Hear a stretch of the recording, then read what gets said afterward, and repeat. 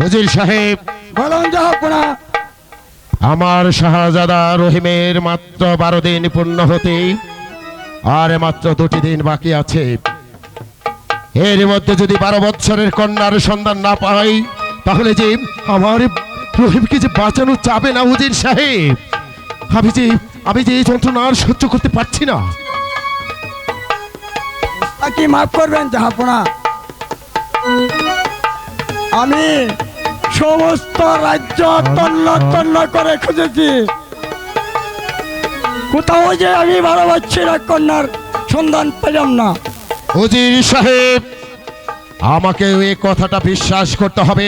আমার এত বড় রাজ্যে 12 বৎসরের কন্যার কোনো সন্ধান পেলেন না, তাহলে কি আমার একমাত্র সন্তানের মৃত্যু হবে? আমাকে ক্ষমা করবেন জাহাপনা, আমি চেষ্টা কোনো ত্রুটি করিনি। থামুন! আমি যে আপনাকে কিছুতেই বিশ্বাস করতে পারছি না। আই কে আছিস? রাজ জ্যোতিষীকে দরবারে পাঠিয়ে দে। চিতাঙ্গে চিতাঙ্গে হরে কৃষ্ণ কৃষ্ণ হরে রাধা মাধব।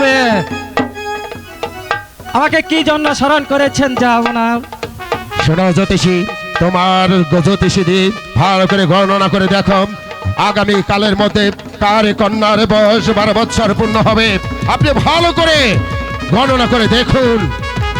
ঠিক আছে জাহাপনা, আমি তাই দেখছি জাহাপনা, আমি তাই দেখছি।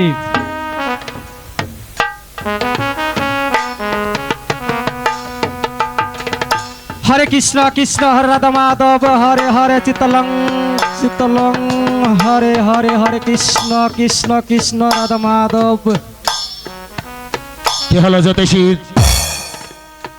হরে তুমি কোনো কৃষ্ণ কথা বলছো না কেন জ্যোতিষী? হরে আমার কৃষ্ণ। কাছে খুলে বলো কি হয়েছে। হরে কৃষ্ণ জাহাপনা, আমার বলতে যে বড় বড্ড ভয় লাগছে জাহাপনা। না জ্যোতিষী, আমি তোমাকে অভয় দান করলাম, তুমি নির্ভয়ে বলো আমার কাছে খুলে।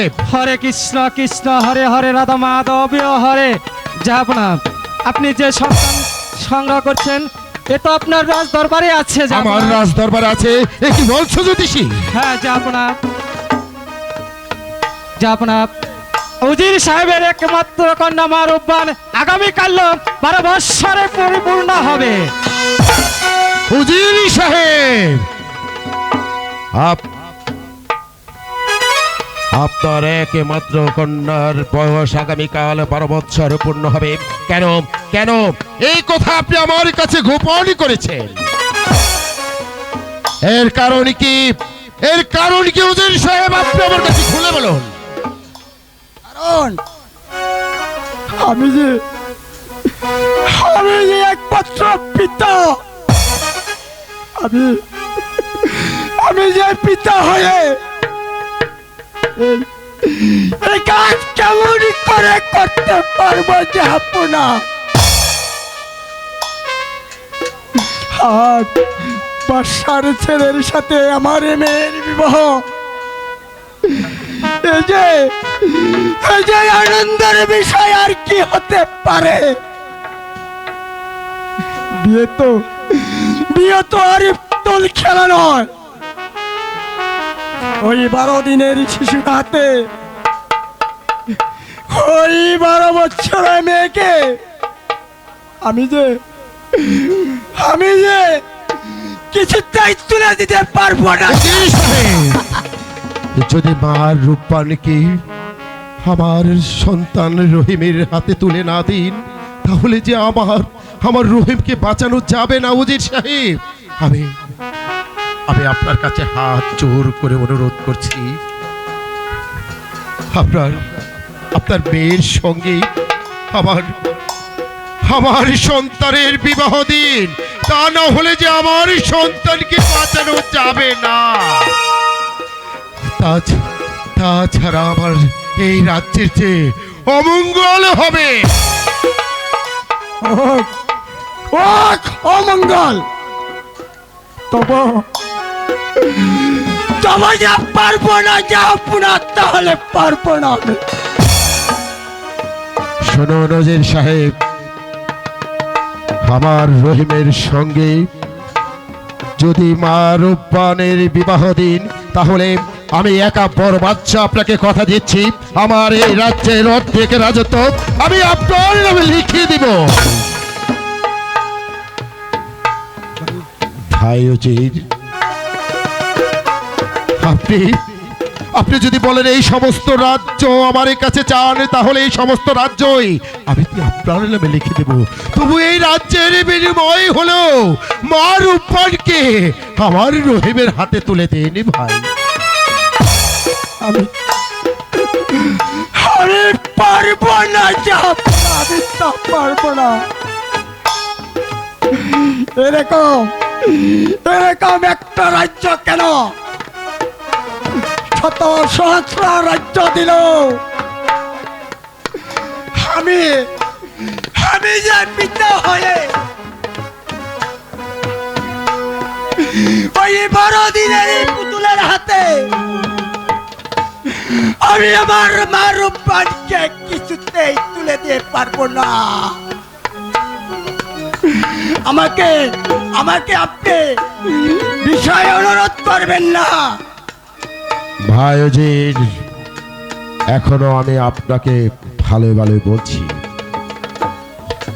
আমি আপনার কাছে হাত জোর করে অনুরোধ করছি ভাই উজির,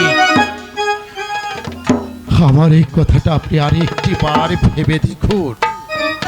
তা না হলে যে আমার একে মাত্র কলিচারের টুকরা নয়নের মণি বাবা রহিমকে যে বাঁচাতে পারবো না। আপনি আপনার মেয়ের রূপবানকে আমার রহিমের হাতে তুলে দিন ভাই। না না না, কিছুতেই করতে পারবো না এই কাজ। আপনি আপনি যে আমাকে বেতায় অনুরোধ করবেন না। আপনি কি জানেন নজির সাহেব, আমার কথা অমান্য করলে এই মুহূর্তে আপনাকে কি করতে পারি? বলুন বলুন নজির সাহেব। জানি মহারাজ, আমাকে প্রাণদণ্ড দিতে পারবেন।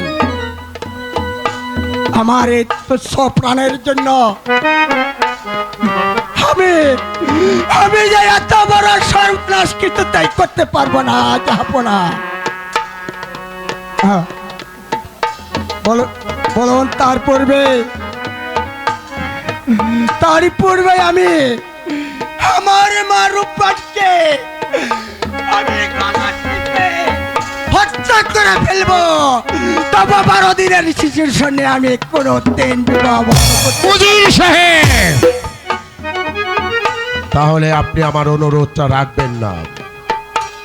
না না না, আমি কিছুতেই রাখতে পারবো না। আয় কে আছিস?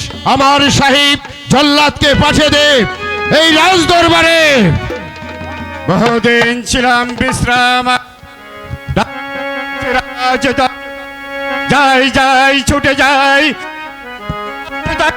ছুটে যাই, যাই রাজ দরবারে ছুটে যাই। বান্দা হাজির দেনা করুন, এই অত্যন্ত উজিরকে নিয়ে যাবেন এই শ্মশানে, তাকে গলা কেটে হত্যা করে তারপর তাজা রক্ত এনে দেবেন আমার কাছে। ওর তাজা রক্ত দিয়ে আমি আমার পা রঙিন করে তুলবো। আমি তাই করছি। হাজির সাহেব,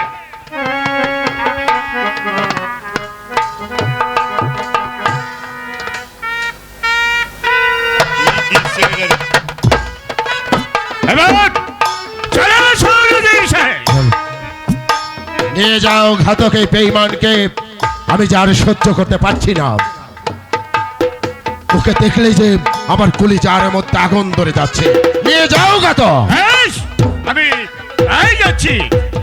চলে আসুন।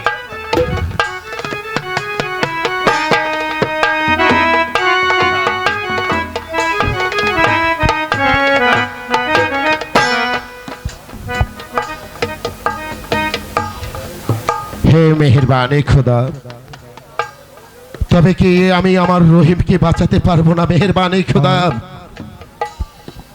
খোদা না, আমার একে মাত্র কলিজার টুকরা নয়নের মণিকে যে আমি হারাতে পারবো না।